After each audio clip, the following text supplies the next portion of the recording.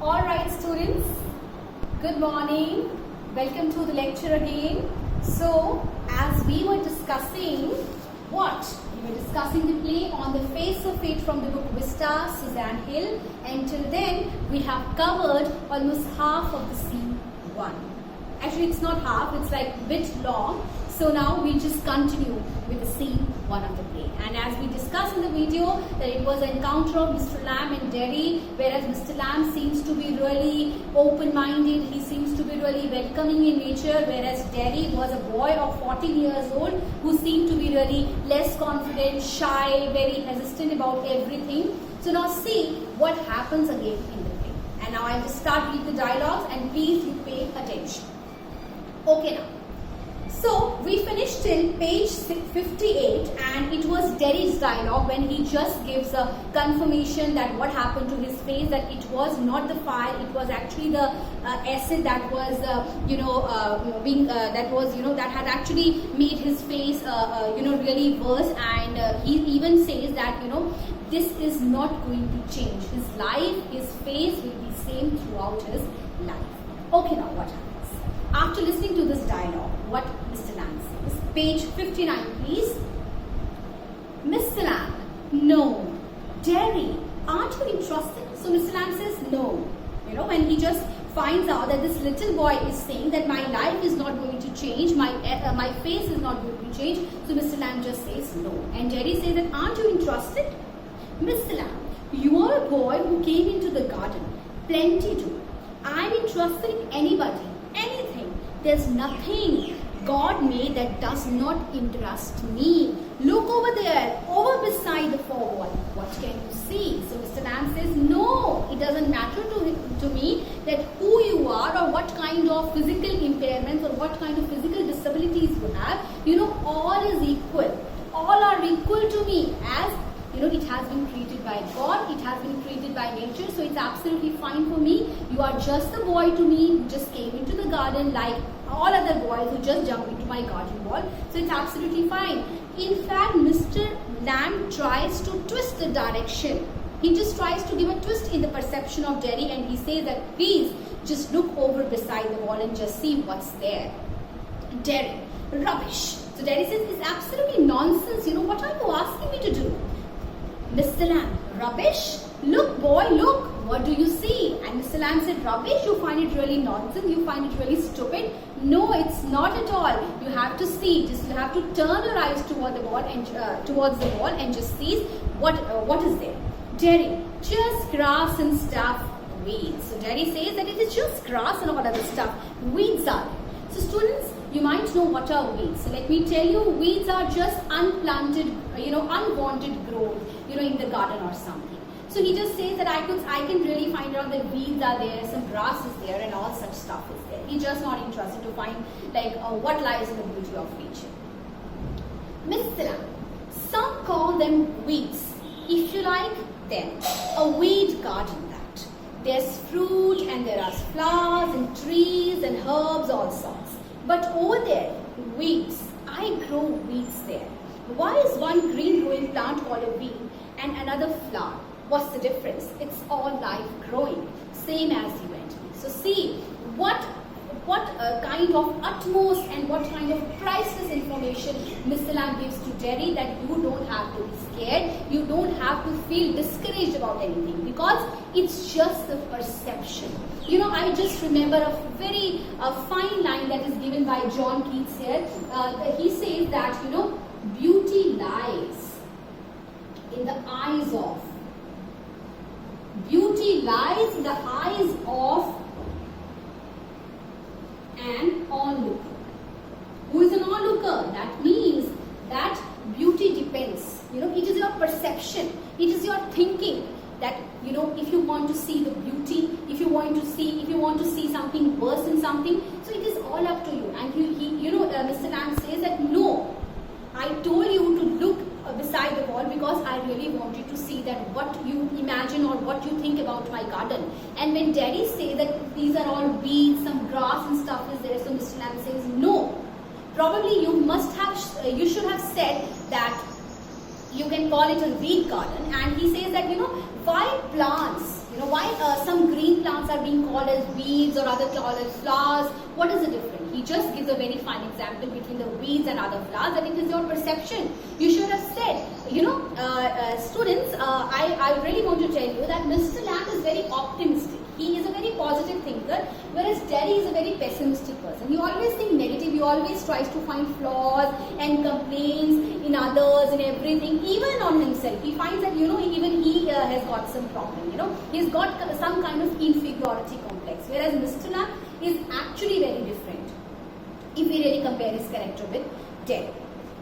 Suppose I'm going to give you a very fine example here. For example, I have a glass and I have filled it with water. So some people will say that, I have filled it with water, I would say quarterly, I would say. So some people will say that, the glass is quarterly filled, whereas other people will say that the glass is quarterly empty. So it is your perception towards life, and that's why Mr. Lamb is saying there is nothing to be scared of. In fact, you have to change your perception, you have to change your thinking towards life. That is actually going to bring the change in your life. Derry, we are not the same. So when Mr. Lamb says no, same as you and me, so Derry says that no, we are not the same. Mr. Lamb, I'm old, you are young, you have got a burnt face, I have got a tail lag, not important. You are standing here, I'm sitting here. Where's the difference? So he says that there is no difference. You are all same. You have got a burnt face, even I have got a tail lag. Like both of us are suffering from the physical impairments. You are standing, I'm sitting here, so it's absolutely fine. Derry, why have you got a tail lag? For the very first time in the play, sees Derry is actually molding his thinking. He's just trying to shift his perception, and he's getting bit concerned with Mr. Lamb, and he's just interested to find out that what is the problem, what is the physical disability that is being faced by Mr. Lamb, and he says that why have you got a tail lag? Till then, Derry was just self-obsessed. He was just explaining his difficulties, and in fact, he was not interested, at all in Mr. Lamb's life or what kind of problems he actually faces in his life. So, Derry, why have you got a tail lag? Mr. Lamb, real one got blown off years back. Lamy lamb, some kids say. Haven't you heard them? You will. Lamy lamb. It fits, doesn't trouble me. So Lamb is very open-minded, he's just not affected by anything, and he just says that, you have not heard till now, many people, he's often being referred to be as lamy lamb. He says that, I've got a tail lag, and many kids, they taunt and tease me, they make fun of me, but it doesn't affect me at all. In fact, it fits me because I've got a tail lag, and I'm really a lamb, and, lamy lamb, that's my name. It doesn't affect me at all. I'm very happy with it. Derry, but you can put on trousers and cover it up, and no one sees. They don't have to notice and stare.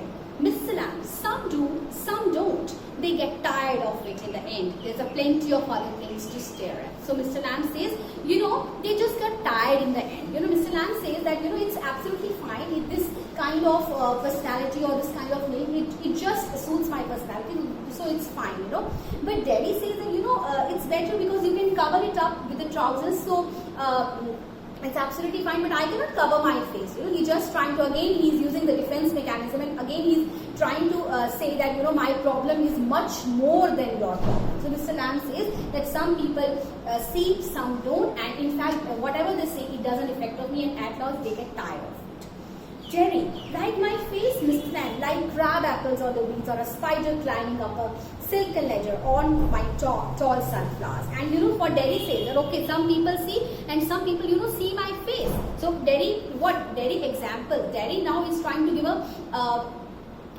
he's just trying to compare his problem with Mr. Lamb's problem, and he says that, you have an advantage that you can put the trouser, you can put on some pants, and this can cover your tail lag, but I cannot cover my face. So but Mr. Lamb says that, no. Some people see, that again is a perception. Some people can see, some people will not see. Some people will like to see the beautiful flowers in my garden. Some people will like to, sit in my garden. Some people will like to see the crab apples that I have actually grown in my garden. Derry, thanks, Mr. Lamb. It's all relative, beauty and the beast. Now, here Mr. Lamb is actually, he wants to narrate a story to Derry here, Beauty and the Beast. But Derry is actually not aware of the Beauty and the Beast story, and he just says, that things, these are all things, these are not people. But Mr. Lamb said it's all relative. Whatever things, whatever people, whatever is there in our life, it is all based on our perception. Derry, what's that supposed to mean? Mr. Lamb, you tell me. Derry, you need not think they have not all told me that fairy story before. It's not what you look like, it's what you are inside. Handsome is as handsome does. Please underline this line. Handsome is as handsome does, which simply means that character and behavior of a person are very much important. As I told you in my first lecture, that appearances are often deceptive, and Derry is actually giving the explanation. He has not become optimistic till now, but he's saying that I'm really not, I'm much more aware of this story, that people always say that, you don't have to feel very sorry about you don't have to self-pity yourself, but it is not like, because I know I have got this full awareness that, I have got this problem, but, this kind of fairy story, it does not entertain me now. I have listened to all this stuff, and it does not encourage me at all. Beauty loved the monstrous beast for himself. When she kissed him, he changed into a handsome prince. Only he would have stayed a monstrous beast, I won't change. And he just again comes to the conclusion that I am not going to change. My life, my face is just not going to change. I have been ruined by the acid, and this is my physical impairment. So any kind of brave story or any kind of accomplishment that has been done by any person, or any kind of I would say motivational story, that is just not going to encourage me, that is just not going to boost me, because I will actually remain the same throughout my life. Miss Salam, in that way, no you won't, Derry, and no one will kiss me ever. Only my mother, and she kisses me on the other side of my face, and I don't like my mother to kiss me. She does it because she has to. Why should I like that? I don't care if nobody ever kisses me. So Derry says that, I know that nobody is actually going to kiss me, and even I even don't like my mother, because she even kisses me on the other side of the face, which is not burned by the acid, and even I don't want my mother to kiss me. Mr. Lamb, but do you care if you never kiss them? Derry, what? So Mr. Lamb, now again he's becoming really humorous, and he tries to, encourage the boy. He's trying to boost the morale of the boy with his humorous dialogues, So he's saying that, okay, fine, okay, if you feel that nobody, or if you really think that nobody should kiss you, but you don't want to kiss them. So Derry says, what and who?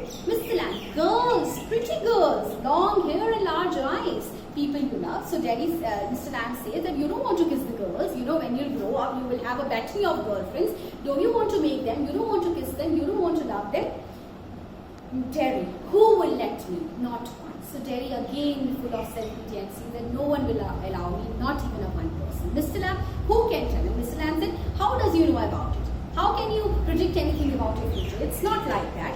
Derry, I won't ever look different. When I am as old as you, I will look the same. I will still have a half face. And he says that because my life is not going to change, he's just sticking on to this conclusion. He's so much hurt by this physical impairment, by this, he has got, I feel that he has got a subconscious pressure in his mind that, he has got this physical impairment or physical disability, and he's being so much hurtful by this particular thing, and every time he says that, I'm going to, I'm never going to change, I'll never, my face is never going to change, and so on, and no one, no one ever actually love me.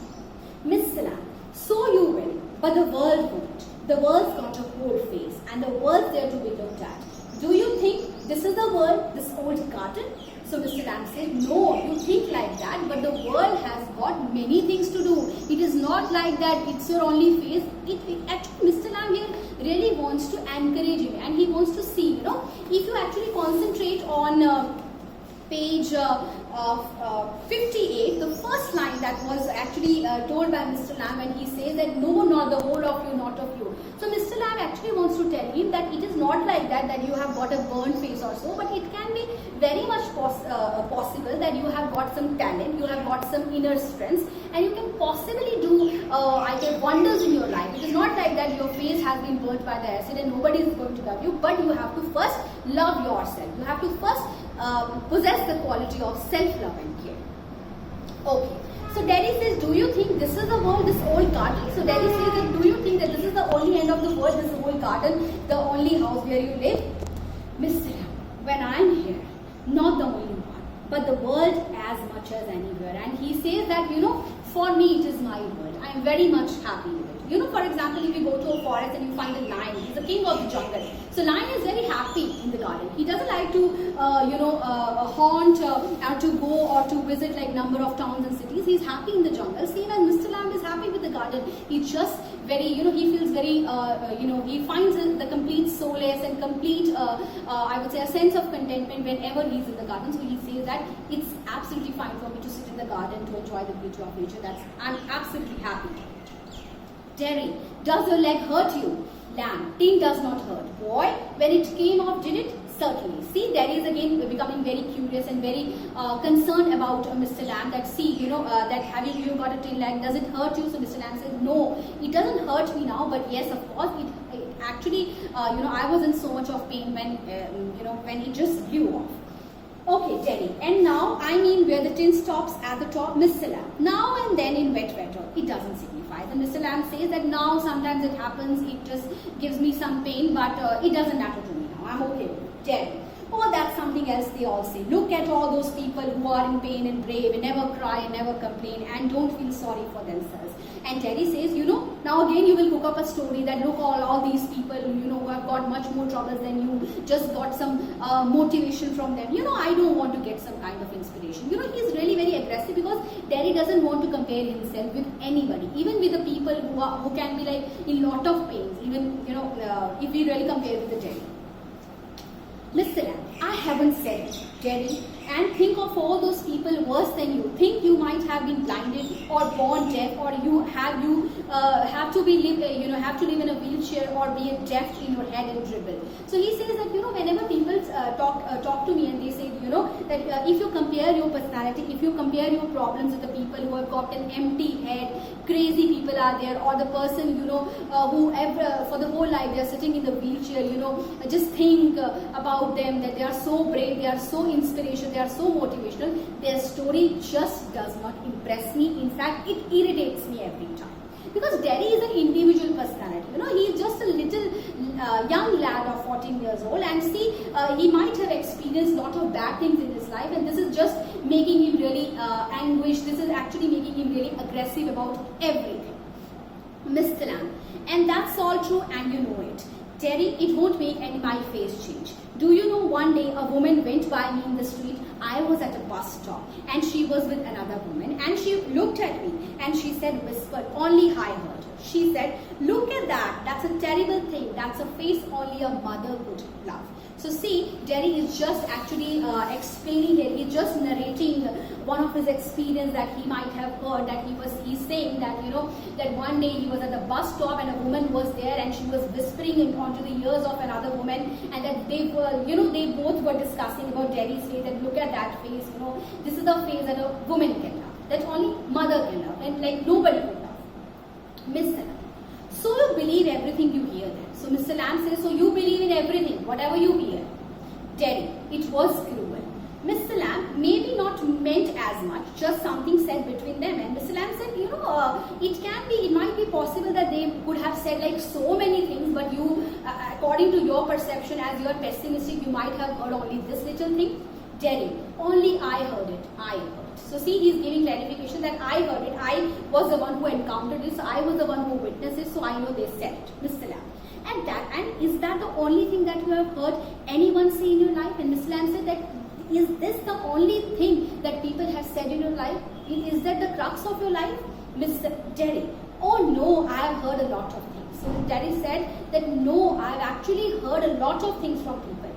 Terry, you are peculiar. You say peculiar things. You ask questions I don't understand. And Terry said that you say strange things.